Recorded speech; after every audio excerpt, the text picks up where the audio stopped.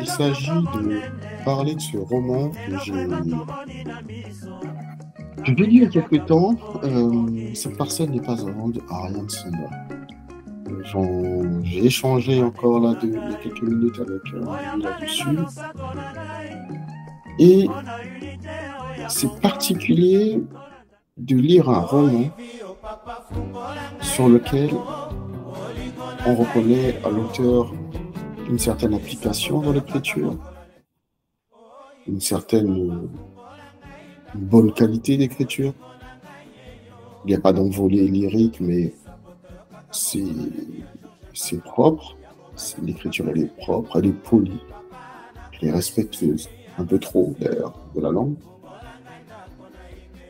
Elle manque de surprise, mais ça, c'est ma vision enfin, ce que j'aime lire moi, donc ça n'empêchera pas les gens de découvrir cet auteur, puisque l'auteur est adepte de belles et longues descriptions de la nature, des feuilles, des fleurs.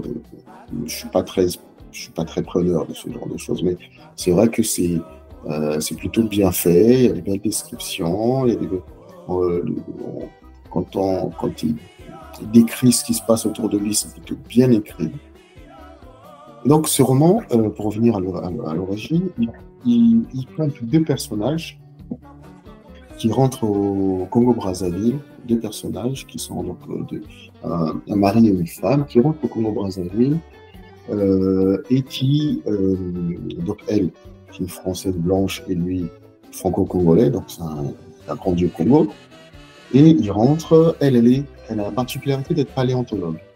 Et elle a entendu parler beaucoup du mythe du Mokili Mbembe, qui est une espèce de dinosaure mythique. On dirait que serait le dernier dinosaure ayant vécu en Afrique. Donc il y a une espèce d'histoire comme ça, de conte.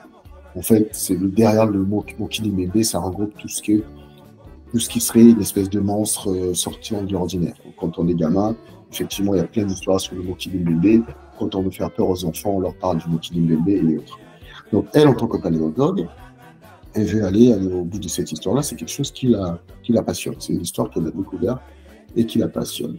Donc, plutôt intéressant.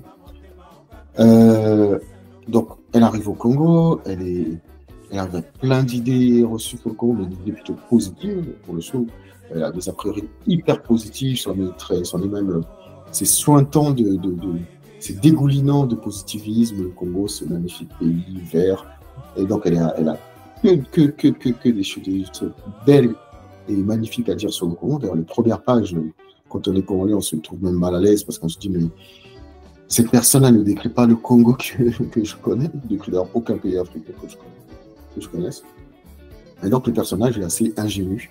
Quand elle arrive, on s'attend à découvrir un pays un peu cliché. Cette partie-là, ça met mal à l'aise aussi, c'est parce qu'on a l'impression que cette dame-là, elle arrive au Congo avec une image très cliché de l'Afrique. Très cliché, d'habitude, des clichés. On condamne les clichés négatifs, et là, elle a plutôt des clichés. Bref.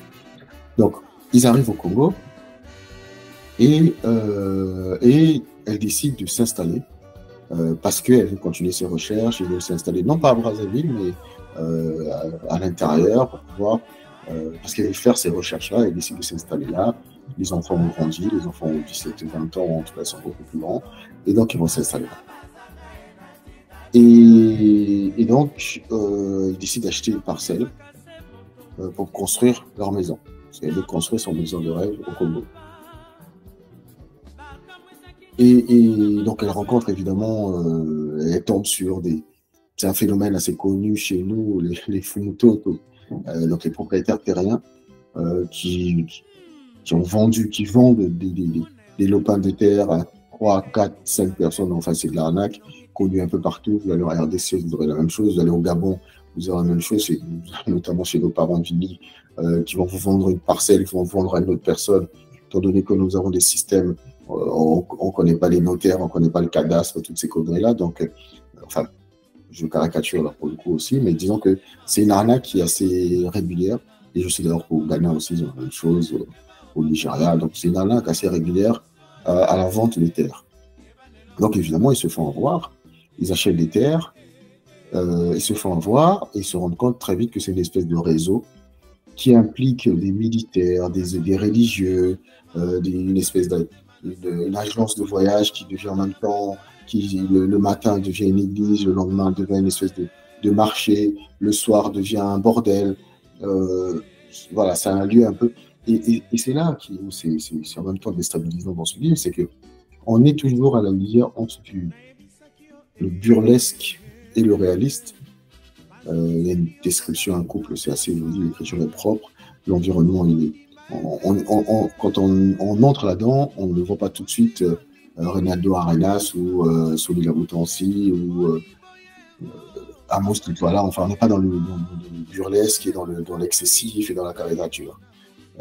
Mais parfois, on tombe dedans parce que quand on a ces Congolais qui, à chaque nouvelle arnaque, vous disent bah, de toutes les façons, c'est écrit dans la Constitution congolaise. La moindre arnaque, c'est normal, c'est écrit dans la Constitution congolaise. Donc là, il y a un côté, une blague qui revient répétitive, une blague répétitive qui est assez bien trouvée, qui est assez intéressante. Mais c'est vrai que ce côté, cette église, agence immobilière et autres, on est complètement dans une espèce de folie. Mais on n'arrive pas à accrocher parce que on est dans une espèce de réalisme folie. En fait, le roman, il ne tombe jamais suffisamment dans la folie qu'il devrait avoir, et toujours un peu trop sage, mais en même temps, il veut nous emmener dans la folie. Donc, en fait, on a l'impression de ne pas être totalement dedans, en tout cas, moi, en tant que lecteur. Et puis surtout, moi, j'ai un peu de mal avec les incohérences dans la construction des personnages. Donc, le couple est marié depuis près de 20 ans. Elle va au Congo, donc elle décide d'aller s'installer au Congo. Déjà, ce qui est particulier, c'est que ça fait 20 ans qu'elle est avec son mari. Quand elle arrive au Congo, elle est ingénue. On a l'impression que son mari ne lui a jamais parlé du Congo. Je ne sais pas, comme je suis marié avec notamment quelqu'un d'origine étrangère, on parle du pays, tu lui dis tu es censé lui dire ce qui est bien, ce qui n'est pas bien. Et là, on a l'impression qu'elle vient dans un pays, elle découvre tout, elle tombe des nues, alors qu'elle est en mari congolais. En plus, ça fait 20 ans quasiment qu'ils sont ensemble, donc il n'y a jamais été. Et l'auteur ne nous explique pas pourquoi ils n'ont jamais été, pourquoi c'est la première fois, alors qu'ils ont des enfants qui ont 20 ans, pourquoi c'est la première fois qu'ils rentrent.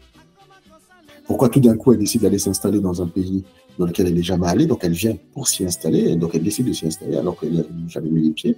Donc c'est pas très cohérent tout ça, parce que c'est pas quelqu'un qui vient de rencontrer, la femme vient de rencontrer, elle n'est pas là par hasard, puisqu'elle a pensé son déplacement, elle devait venir étudier, elle est paléontologue. Donc, cette espèce de méconnaissance totale du Congo, au niveau social, au niveau de ce qu'elle pourrait rencontrer, n'est pas très cohérente en fait.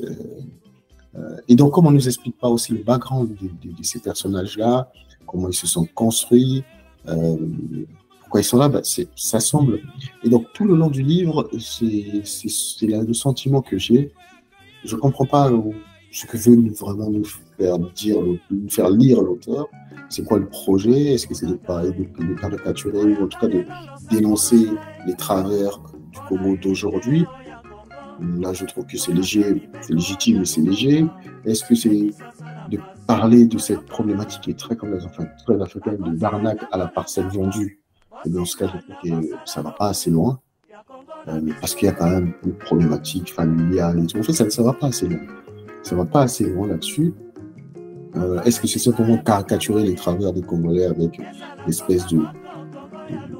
Enfin, bref, j'ai l'impression d'un roman qui est une bonne idée et qui n'est pas abouti. Une bonne idée pour laquelle on ne va pas au fond des choses. Mais que c'est dommage que